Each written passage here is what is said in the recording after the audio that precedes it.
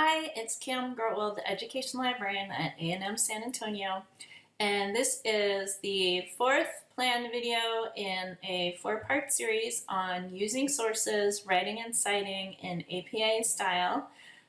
This fourth video is what to do if you can't find the original source of a particular citation or idea in an article that you've used. So how to cite a secondary source in text.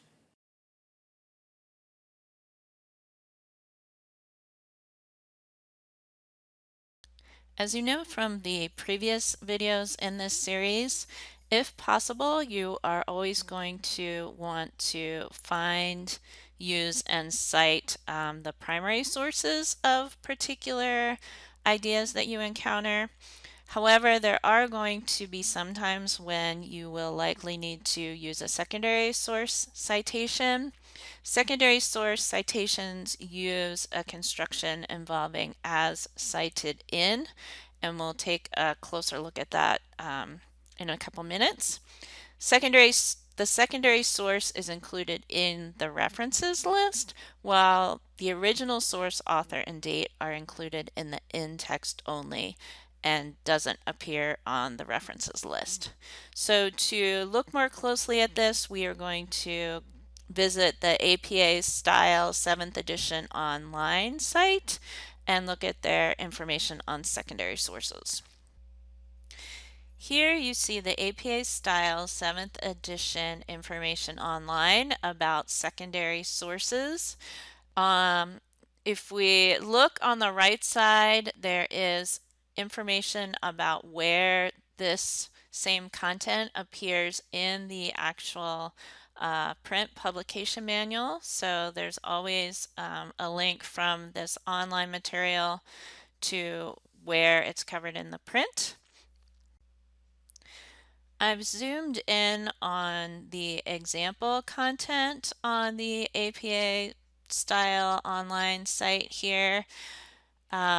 So there's a section that says follow these directions when citing a secondary source. This was essentially on the slide I just showed you. In the reference list, provide an entry for the secondary source that you used. In the text, identify the primary source and write as cited in the secondary source that you used. If the year of publication of the primary source is known, also include it in the text citation. Then you're given an example. For example, if you read a work by Lyon et al. From 2014, in which Rabbit 1982 was cited, and you were unable to read Rabbit's work yourself, but you're using an idea from Rabbit, you want to cite Rabbit's work as the original source, followed by Lyon et al.'s work as the secondary source. Only Lyon et al.'s work, the actual article that you used, appears in the reference list. So in your in-text, you would have whatever information you paraphrased, and then in the parenthetical citation, it would say Rabbit 1982 as cited in Lyon et al. 2014. And then in the references, your reader would look for Lyon et al. Here's an article that I would like to use to show you some additional examples of secondary source citation. This article is a little easier to work with than the one I used in the previous videos about the sanctuary model. So this one is called How Do I Teach Mathematics in a Culturally Responsive Way? Identifying Empowering Teaching Practices by an author whose last name I'm going to guess at the pronunciation and say Akpokadu. And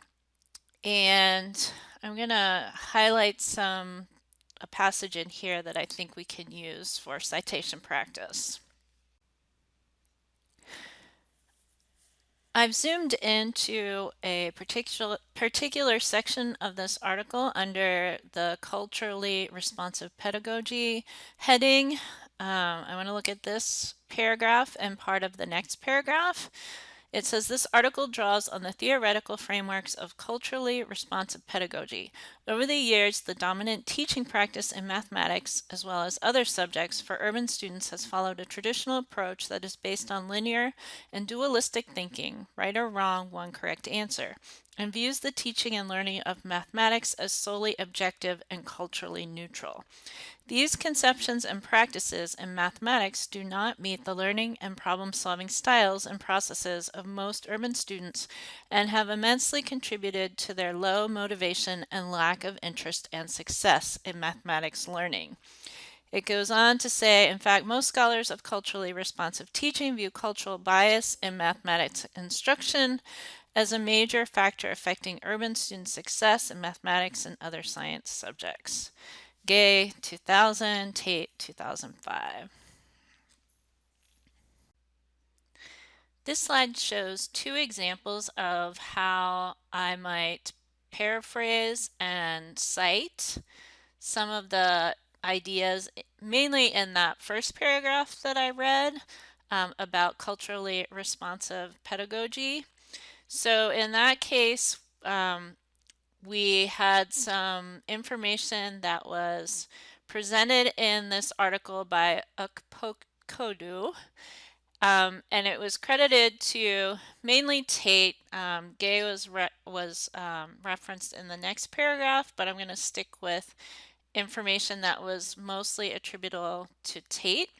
So I have the first example. Tate 2005 concluded that teaching math purely objectively and as right-wrong answers were contributing factors to urban students' lack of interest and poor performance in mathematics. And then because it's a secondary citation, in parentheses I have as cited in Ukpokodu 2011. Another example, urban students' mathematics learning success can be negatively impacted by teachers' failure to employ culturally responsive teaching practices. In this case, I didn't include Tate as part of a narrative introduction. So I have Tate, 2005, as cited in Ukpokodu, 2011 in parentheses. And again, they are paraphrases, so not direct quotes. I don't need page numbers. This final screen shows you what the reference entry would look like for the Ukpokodu article, How Do I Teach Mathematics in a Culturally Responsive Way? In this case, we wanted to use the idea from Tate, but we are assuming that we could not find the Tate source.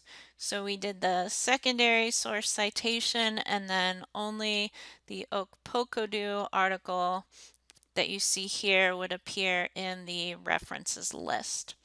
One last note on this particular entry. APA's 7th edition indicates that if there's no DOI for the article, then you only need to include a URL if the article was not found in a database, but this one was in Education Source, so there's nothing after the page numbers here.